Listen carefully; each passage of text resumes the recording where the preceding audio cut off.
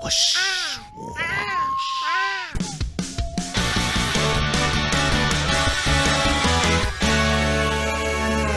Hi everyone, welcome to GameGorgon. My name is Krug. I'm Jake. And today we're here to talk to you about the Draugr in Pathfinder 2nd Edition. This is a monster, the very first monster that we've talked about at length on this show. So this format's a little bit of an experiment, and we'd really love to hear, not just from an, like, oh, we need to help the algorithm boost our video. No, like, legit, please tell us what you think of this video down in the comments. That would be very helpful. If you have any suggestions about the format, if you have any suggestions about, like, what we cover next, that would also be super great.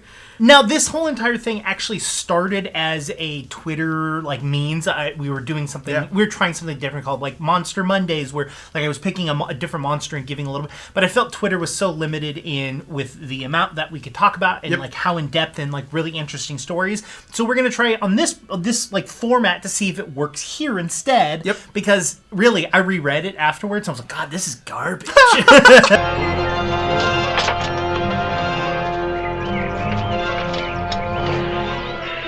Garbage day! That all having been said, the format that we're going to try out this time is going to be twofold. First, we're going to talk about the backstory, kind of, and the mechanics of the Draugr. So, like, where did they come from? Why do they exist? What do they want out of life? And then their mechanics, AC, you know, chance to hit and stuff like that. And then the second part, we're going to kind of freeform talk about what is a good spot for them in your campaign. Like, what kind of party takes them on? What kind of adventure is a good adventure that a Draugr can support? What story can a Draugr help tell most effectively? That's kind of what we want this to be. And so that all having been said, why don't you take it away and explain what is a Draugr? Risen corpses of sailors who have died at sea. Draugrs reek of the rotten decay of the briny deep. Their eyes glow with the ghastly green light and rotting seaweed, barnacles, and dead sea creatures clinging to their body. Draugr can't speak, but expresses their malicious emotions with the gurgling as though trenchantly drowning with lungs full of water. They desire little more than living creatures, especially those sailing the sea. Even when they go upon land, Draugrs often drag the corpses of those they strike down back to the water, populating the depths with even more dead. Now that we have the kind of basis of the lore of what a Draugr is, let's go into a little bit of the mechanics. Now, a Draugr is only a second level creature, so it is not super strong. A single one will definitely push your party at level 1 into, like, a very dangerous zone, but you can also use the weaken mechanic on it and make it a little bit weaker. The reason I like the Draugr is, one, it makes sense for them to be one Draugr. It also makes sense for there to be an army of Draugr. You can put Draugr up against like a party of higher level characters in just, like, vast quantities, right? You can almost use them as a minion at a certain point, because thematically, from where they come from, it totally makes sense. Exactly. And they're weak. Yeah, exactly. So with these, we have an AC of 17, not crazy high, not crazy low, fortitude 11, reflex 6, will is a 7. So slow, dumb, but beefy. And I love the fact that the reflex is the lowest save, because that lends itself to area of attack, or area of effect attacks, right? So that does help with, like, oh, an entire vessel of Draugr are coming at you. Cool, AoE, kill them all. Yeah, exactly.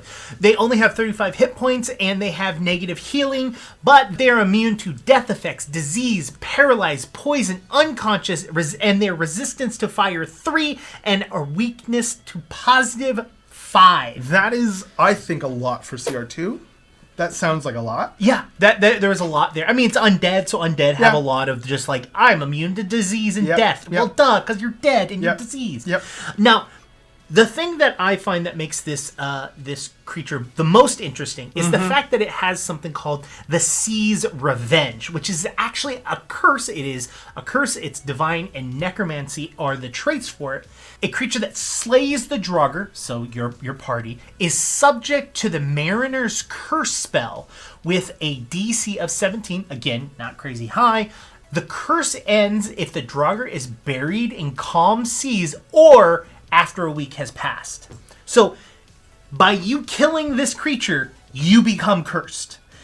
I love that. Yep. I love that. Like, and that's so great. And it's a week long. Yep. Like, it's not as, it's a substantial amount of time. Fighting a Draugr isn't just a fight in that one moment, but it is also a fight potentially to figure out how to remove that curse. Because your party won't necessarily be, I mean, assuming this is like a lower level party, right? Won't necessarily be able to figure out the duration of the curse or how to remove it. That line about burying the Draugr, that's not necessarily information they're going to know, right? They may have to seek somebody out to do that, and that might pull them away from whatever their goal is.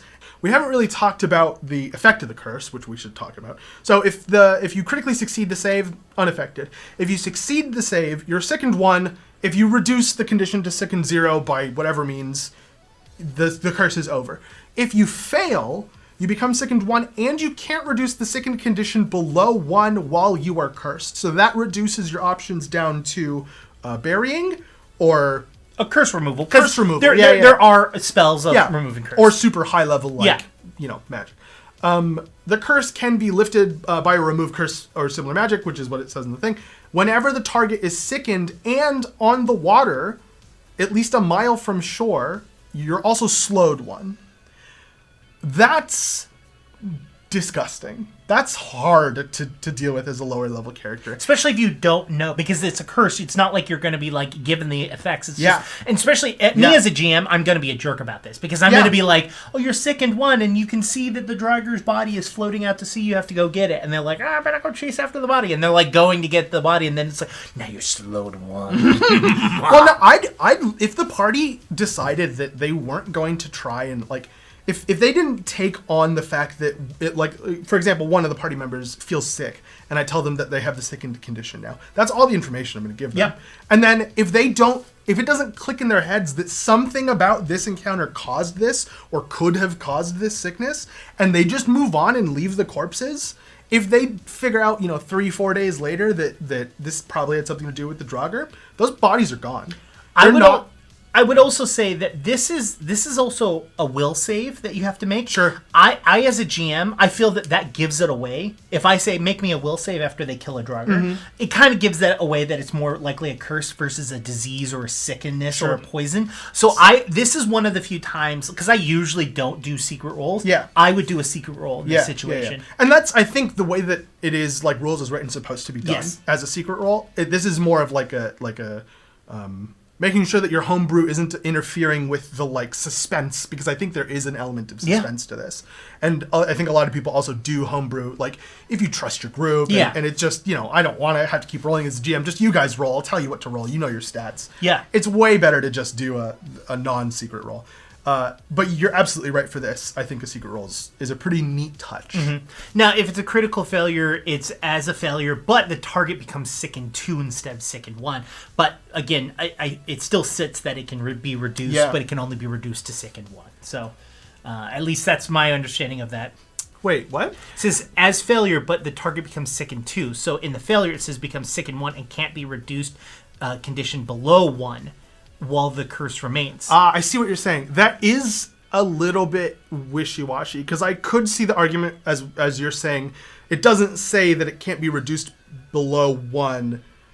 It doesn't say that it can't be reduced below 2 in critical failure, right? Yeah. So you're sickened 2, and it can be reduced to 1 because that is specifically what it says in failure. But I can also see the counter argument of the implication that those two numbers should stay the same. But I don't buy that, honestly. I think I'm more on the side of below 1. Permanent sickened 2 is kind of rough. Yeah. Yeah, not only that, I like if I were to do the critical failure aspect of it, I would have also said I would have written it same as failure, but all quantities are increased to 2. Sure. Yeah. Because then that correlates to both the slowed, because it would affect the slow as well. Which I don't know if that's maybe the reason why they didn't word it that way. I don't know. There's a lot there. I think it's probably reasonable if you do it either way. But if you're a GM, I'd probably stick to not being able to reduce it below sickened 1. Now, these are the mechanics. This is the lore and the mechanics of this. We have just gone through the number one part of this, which is what is the Draugr? Yeah. Now we're going to go into ways that you can add the Draugr into your campaign or make the Draugr the key aspect of a campaign or a long-running shot. Not a single shot. I don't know what a non-campaign, but 5-shot is considered. Sure.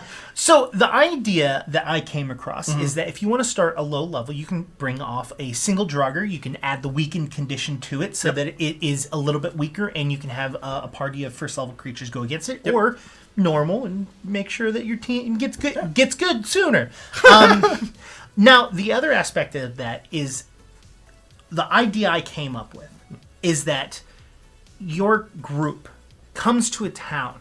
And they enter a town and they realize that the town has been completely ransacked and destroyed. Dead bodies strewn across the entire village, and that there is no one alive. And as they are searching through, the only thing that they find is a single warrior covered in barnacles and seaweed. And as they move closer to him, he gets up and they discover it's a Draugr, and then they have that combat, right? Sure. Now, they go, okay, well, this place has been looted. This one zombie couldn't have done that, right? That's weird. That's strange. Maybe someone that's sick or someone that's barely alive says, oh, there's a town somewhere else. So they go to the next town. And as they get there, and you can have adventures with your party from point 1 to point 2. So give them a couple levels, go on to a side quest here or there. But now this next town that they adventure to, they arrive at the tail end of the combat, and there are more Draugr there, and you can see that they're dragging these dead bodies out into the sea to create even more, and that they're going out, and you can see in the faint distance that there's a boat floating in the mist, and you've added this now to the story. Oh, it's not just a single Draugr. It looks like an army of Draugr. There's a bunch of them, and there's a boat. And as the day continues on, you see the boat travels off into the mist, and you're like, okay, this is a hook. This is there. It's ready. You've got a group that's in. You could theoretically, if your group is interested, you've now set up this thing that there is a boat of undead that is traveling along the shoreline. And then you can either have them, if they're interested, go directly and try to fight and find that boat, or you have them continue on with their normal adventure. And you kind of tag this in there. And then the next time they're at a shore, maybe this time they're actually there before the attack, right? And the Draugr show up and they can actually fight off an army of them. They, people die around them. They actually have to deal, and this pushes it into difficulty. And this is where you can start introducing other aspects. What is driving the Draugr to do this? Well, a high-level necromancer is on this boat. So you have a high-level necromancer running a boat up and down the shore, gathering an army off of the shore by killing civilians to turn around and build an undead army under the ocean that can then just conquer lands. Like, this is such an interesting idea of doing this. And you can make it them lore, you can make it a bunch of different rules. Maybe it's a Viking necromancer, and then you can have the group either plan to be there for the next attack and try to defend the town before it happens, or they could adventure out and try to get and attack the boat. And then you have sea combat, or you can have, fun adventures on the ocean. But this is kind of like a really interesting aspect that you can introduce this level 2 creature into either a single combat all the way into a long stretching, like, underarching story. So if you want to tell, if you got a story that you want to tell, but you want to have just something that's also underlying, because I think that's what makes a really good story, right? It's not just, here's point A and point B is where you want to get to, so go to point B, right? Because that's really boring. Yeah. But if you introduce and you sprinkle in this thing here that then has a payoff later on, that has something that's going on, I think that's what really pushes you from a good GM to a great GM, of being able to sit there and have these underlying little snippets that have been hinted on for sessions and sessions, but haven't really understood why, and then all of a sudden, boom, your team gets hit by it. Or like, I think what this would be more akin to would be you've seen something and you don't really think it's significant, and then like 2 sessions later you're like, wait, didn't we see something back in that one session that one time, and wasn't that kind of like this? What's going on here? And then it ends up being that one encounter that you had in session 2, like, was foreshadowing session 16, where you figure out that the boat's a thing and like the necromancer's a thing. It's like you're building the character's experiences in a way that's like natural for a person to experience, as opposed to natural to progress a story, and I think that makes it a more interesting story, right? Your characters don't learn things in a linear fashion. They learn a piece of information that they don't understand the meaning of at all, and then they move on. And they do some other stuff. And maybe if they had known, if they had understood that this is a Draugr, and maybe they should have figured out that there's a necromancer, they should have looked into it a little bit more. Maybe they could have gotten an advantage or been somewhere sooner and saved somebody, a lot of heartbreak. But they didn't. They couldn't do that. And instead, they just moved on with their day and like, oh, we defeated the enemy. No, that was one small part of a very large thing that you are now, sessions later, starting to figure out. That's going to be really cool. And also on top of that, I don't think this... And I love that idea, by the way. I don't think I gave that enough credit. But following like a wave of destruction is a super neat idea because it like pushes your party to go faster. And if anything gets in their way... They don't have to get anywhere by a certain point. They don't know the people down the road, right? They've never met anybody in the city necessarily. But they know what's going to happen to them, and they probably don't want that if they're playing a good campaign, so they're going to want to push really hard through anything else that you put in their way. You put some bandits in their way or something, they're going to be like, look, you don't understand. If you don't let us pass, we're not going to spare you. This isn't going to be fun for you. We're going to mess you up. Mm-hmm. We need to go now. That kind of tension, I love it. Well, and I think you mentioned this beforehand of instead of you following the wave of destruction, the wave of destruction is following you. Yep. And the idea is if you're there at the town and you like say the way that I started it with, oh, you fight one. No, let's say that your party level is level 1 and they're swarmed and overpowered by this and they have to leave and they can see that they're adventuring to the next thing, and so it's like your party has to go and warn them, and like they have to go along the shoreline defending, and if they spend too much time in each layer, they're going to be taken out. So like if you start with the first city, right? Your party's in a city and they're level 1, whatever normal level 1 characters are doing, and then attack. Like 100% you have to like railroad this a little bit because you need this to be the full might of a Draugr army and like an overpowered ship. And it needs to decimate this town without killing your party. And it's going to feel a little bit cinematic, but the next town, right, while the Draugr ransack and drag the bodies into the ocean and kill them and make them into Draugr and stuff like that, the party's leaving. That whoever's running this city that they're in says you need to go warn the next city down the coast. They came from the north, go south, and whatever settlement's next, tell them to get out right now. And so you go down, and this is the part again. It's gonna force them to have to smash through any obstacles with like an insane amount of urgency. And then when they get to the next location, they have to convince whoever it is that is there that there's a problem. Oh, I haven't had a communication from such and such for a while. Why did they send you? Who are you? Oh, there's some Draugr coming and you need to leave now? No, we have walls. We're fine. Like, and then trying to like do the social aspect of this. You're getting the combat and the social aspect in both of those. You know what I mean? And then sprinkle in the downtime activities of travel and sorry, not downtime, exploration. Yep. You're having to determine, does it make sense for us to go at half speed, or should we just book it and try to get there as soon as possible? Are we being followed by the Draugr? Because they're not required to be at the sea. They can come on to land, and clearly because they're killing the city. But there's a lot of really interesting aspects that you can bring into it. And an idea I really like about that is doing like a slow advance for the Draugr. So like maybe like, a sentry found one Draugr patrolling, and so that he killed them. And he feels a little bit under the weather now, so you can't really talk to him at the moment. But the Draugr's dead, so we're fine, right? And then maybe the next time they break through the wall and there's like a couple of them, right? And the sentries kill some, the rest of them manage to get through, and your party has to deal with the stragglers. And then the third time it's overwhelming and your party like barely manages to do it. This is like a CR that is slightly above their level. And if they stay longer, you need to have another scene of the town getting massacred, right? Like they should have left. Unless, of course, they're strong enough they've gotten to whatever the end game that you've decided is, right?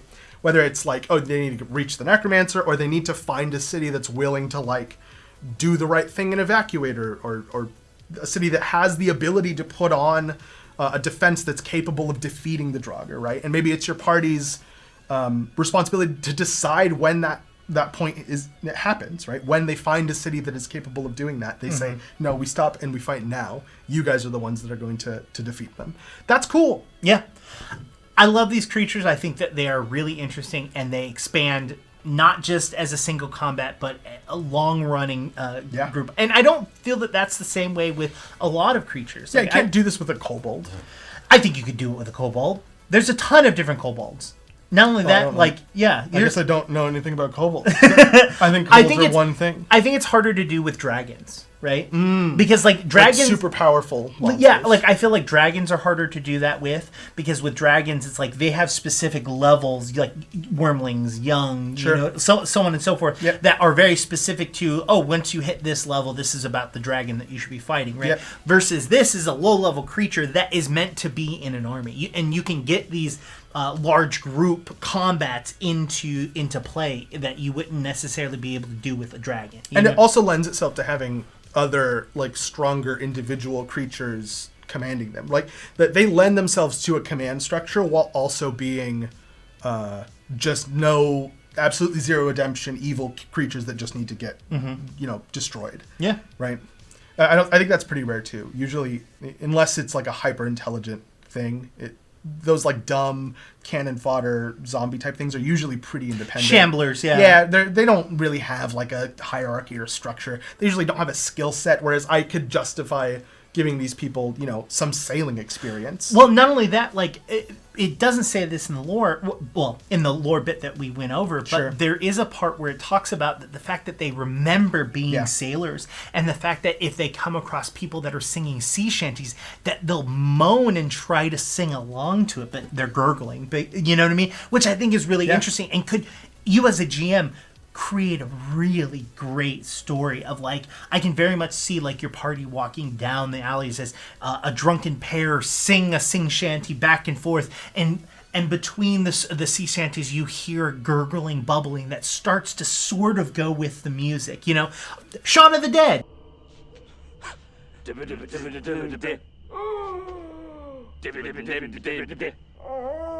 That scene right there is basically a scene that you can create with the Draugr with a sea shanty. Yeah. You know what I mean? Like, I love it. Let us know what you think. One, there's two things we want to know. One, did you like this format? Is this something that you want to see us do with other creatures? And two, I want to know if you would like to use a Draugr in your campaign now from these ideas that we gave you, or if you've already used a Draugr in your campaign, how did you use them? Or if you have different ideas, I'd love to hear different ideas. Absolutely. Argue about the ideas in the comments. While you're down there, make sure to hit the like button to help us out. It helps the algorithm. Also, I already said like. Subscribe if you're not subscribed already. Hit the bell icon if you'd like to get notifications for all of our content. You can reach me on Twitter at IndigoQT. And you can talk to me on Twitter at QueueQT, or you can talk to both of us at _QueueTimes on Twitter, or the Patreon in the description, or we have a Discord in the description, or if you sign up for the Patreon, you can get access to our play-by-post Discord, also in the description. Everything's in the description. Why don't you just go down the description? You can make this video like 4 minutes shorter. Bye, everyone.